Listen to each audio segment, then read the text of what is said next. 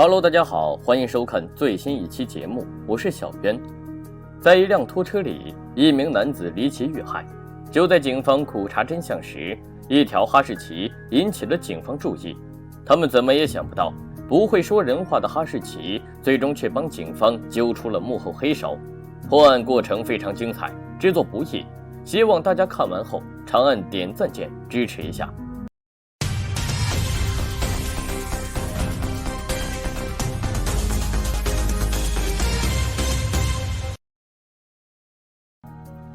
有人统计过，在美国3亿多人口中，将近有2000万人是在拖车式移动房屋里生活的，也就是我们常说的房车。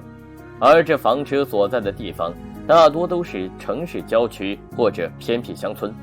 而美国人喜欢在拖车上生活的原因主要分为2大类，要么就是一家人因为贫穷被迫蜗居在房车里，要么就是想体验生活的成功人士。而本期来自美国爱荷华州28岁的约翰就是其中一员。他就从家里搬了出来，独自居住在自己的拖车里，而且还养了一条哈士奇，名为奇克莎。根据周围人的说法，约翰这家伙不喜欢出去运动，整天吃着炸鸡，喝着可乐，抽着大麻，把自己关在房车里，捣鼓着自己的玩意儿。用戏谑的口吻来形容，约翰就是个名副其实的死肥宅。然而谁也想不到，不幸的事情居然真的发生在约翰身上，他真的变成了死肥宅。故事得从1999年2月份说起。那天约翰的母亲哈珀忙完后，突然想起自己好久没给儿子打电话了，可即使他连拨数次，儿子那边依旧无人接听。更加奇怪的是，儿子电话居然设置了语音信箱，难道儿子出门了吗？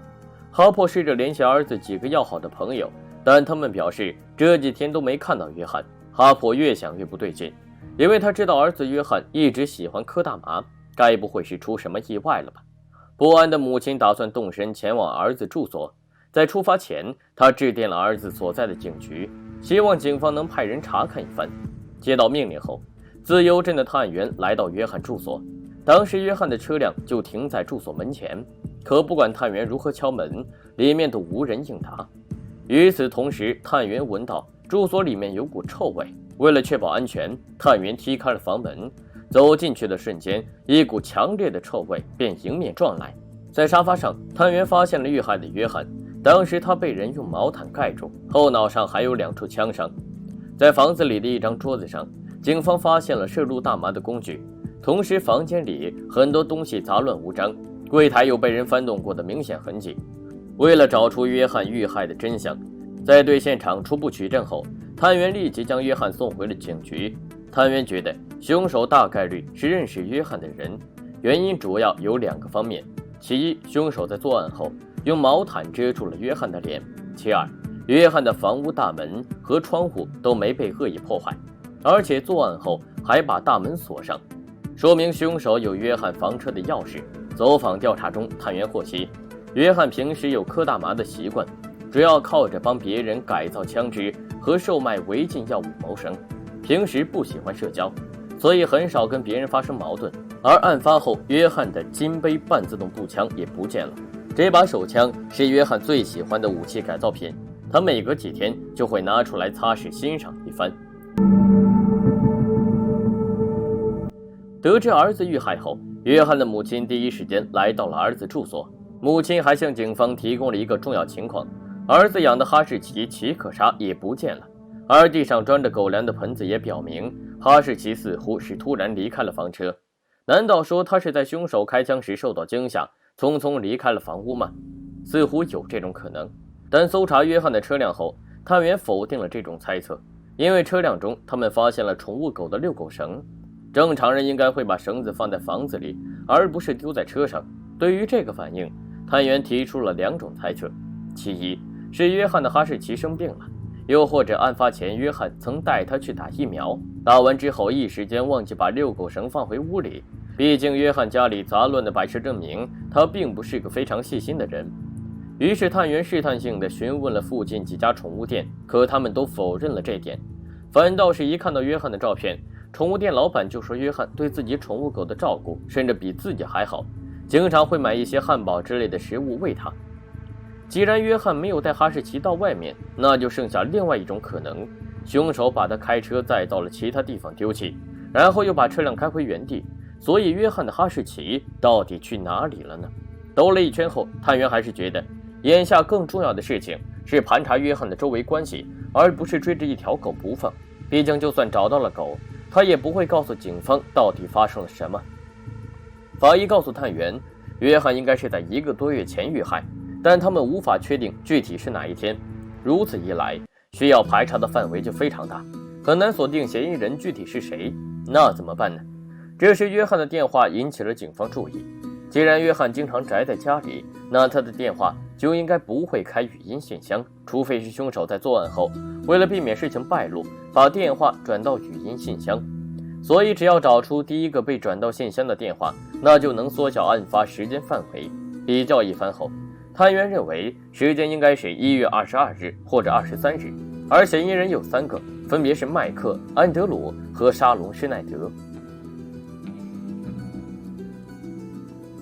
先说第一个嫌疑人麦克，他是约翰的好友，此前2人一直合伙做销售违禁药物的生意。而案发前几天，邻居反映曾看过麦克的车停在约翰门前，所以凶手会是他吗？麦克被带回警局后，2次通过了警方的测谎，而且还拿出案发时自己的不在场证明，这说明凶手不太可能是他。接着警方找来了另外2个嫌疑人，也就是安德鲁和沙龙施耐德，这2人是对小两口。调查时，探员获悉，在1月18号，也就是案发前4天时，安德鲁夫妇曾出现在约翰房车里。搜查他们住所时，探员找到了大量的违禁药物以及枪支子弹，而子弹的口径和视察约翰子弹的口径完全一样。探员随即将其送回局里鉴定。就在探员以为调查有了新突破时，检验报告浇了他们一盆冷水。子弹型号虽然相同，但原子组成却大相径庭，3个最有嫌疑的人都没有嫌疑，这可把探员愁坏了。几乎在同一时间，约翰父母在外面开车时，居然意外地找到了他们儿子养的哈士奇。他们表示，当时奇可莎正游荡在马路旁，似乎是迷路的样子。约翰父母经过时，起初并没有太在意，但看到这条哈士奇非常干净，和地上泥泞的路面完全不同，这说明它不是流浪狗。把车绕回来后，约翰母亲试探性喊了句奇可莎，结果这条哈士奇马上把头转向自己，他们这才怀疑它是儿子家里的奇可莎。走近一看，它脖子上的项圈标记也证实了这点。那找到约翰养的狗有什么用处呢？狗又不会说话。可让所有人出乎意料的是，还真是这条狗帮了警方一个大忙。因为警方在安德鲁夫妇的车窗上找到了一个很像是动物鼻子留下的印记，这些印记就如同人的指纹，具有唯一性。如果能确定它是来源于奇可莎，那安德鲁夫妇和约翰的死大概率有关。可不幸的是，这个印记被严重破坏，刚找到的新线索又断了，唯一留下的只有约翰的哈士奇以及安德鲁夫妇的疑点。在第2次为沙龙施耐德录口供时，她指出自己丈夫安德鲁就是个十足的幻想狂和暴力狂，经常在别人面前摆出一副硬汉角色，还经常虐待自己。在案发前3天，自己开车载丈夫到约翰住所，当时丈夫独自下了车，自己则驱车离开去看望女儿，并直接回家。几天后，沙龙发现丈夫开着约翰的车回来，还从车上卸下很多枪支子弹。沙龙原本想问丈夫缘由，但一想到丈夫那口吐芬芳的嘴巴，也就没过多追问。